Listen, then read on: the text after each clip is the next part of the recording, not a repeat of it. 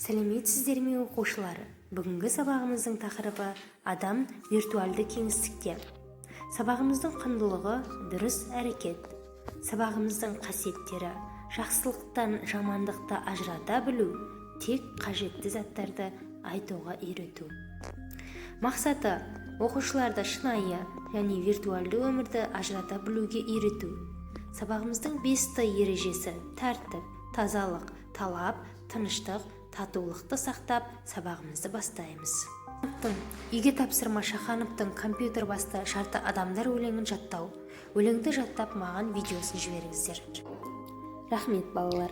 Жаңа сабағымыздың дәйек сөзіне көшелік. Қайрат пен ақыл жол табар, қашқанға да қуғанға, әділет пен шапқат кімде бар, сол жарасар туғанға. Абай Құнанбаев.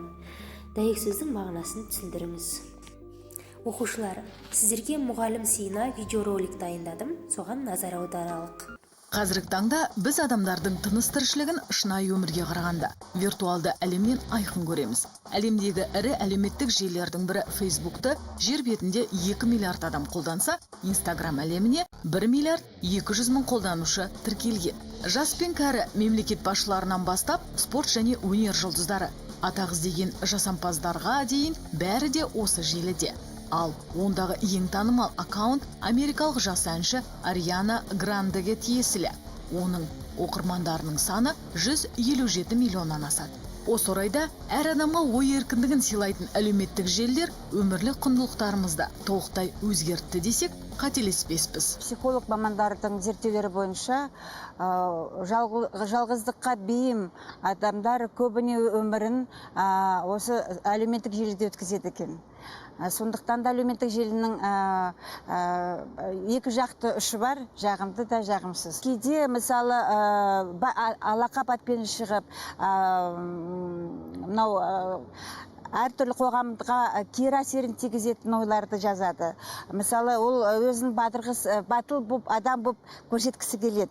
Бірақ шынайы өмірде өзі басқаша. Бұндай адамдар қоғамдық өмірде, жеке өмірінде, профессионалдық өмірінде жетістікке жетпеген, өзін көрсете алмаған, ашыла алмаған адамдар осындай әрекетпен өзін көрсеткісі келетін шығар. Әлеуметтік желінің мүмкіндігі өте зор. Мысалы, біз Димашты алатын болсақ, қазір дүние жүзі бойынша әр елде өзінің фан-клубтары бар. Димаш арқылы біздің қазақтың мысалы мәдениетін, қазақтың тілін үйреніп жатыр. Бұл өте үлкен, біз Қазақстанды әлемге тануда да осы Димаштың осы әлеуметтік желі арқылы жасап жатқан қызметі өте зор деп ойлаймын.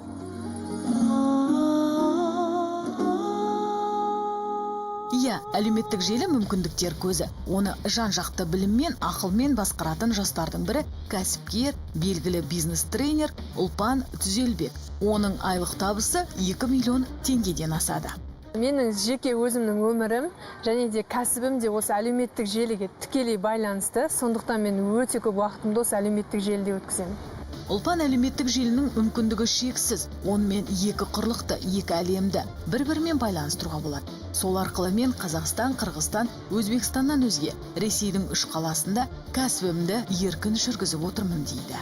Осы әлеуметтік желігі арқылы, тек қана Инстаграм мен YouTube арқылы жаңағы табыс тауып жүрген, тіпті шет елге өзінің тауарларын сатып жүрген, өзінің брендін жасап жүрген жастарды мен өте көп білемін және ол жастармен мен өзім араласамын.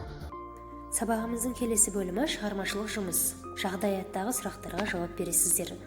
Мен қазір оқып берем. Атасы мен немересі компьютердің зияны мен пайдасы туралы сөз қозғады. Немересі компьютердің пайдасын айтты, одан ақпараттарды өңдеуге болатынын, интернет арқылы уақыт үнемдеп жүздеген адам атқаратын қызметті жасауға болатынын айтты. Атасы: балам, айтқандарыңның бәрі дұрыс, тек оған тәуелді болмасаң болғаны, компьютерда тұрған ештеңе жоқ, тек оған сенің қалай қарағаныңда, оған деген қатынасыңда. Немересі атасын толық түсінбеді, ойланып қалды. Сіздерге тапсырма: бірінші сұрақ, немересіне жағдайды қалай түсіндірер едіңіздер? Екінші сұрақ, өздеріңіз интернеттегі жақсы мен жаманды қалай ажыратар аласыздар? Жағдаяттардағы сұрақтарға жауап жазып жібере қойыңыздар. Соңғы бөлім топпен ән айту. Үйге тапсырма: виртуалды әлемде адасқандар мәтінін мазмұндайсыздар. Келесі кездескенше сау болыңыздар.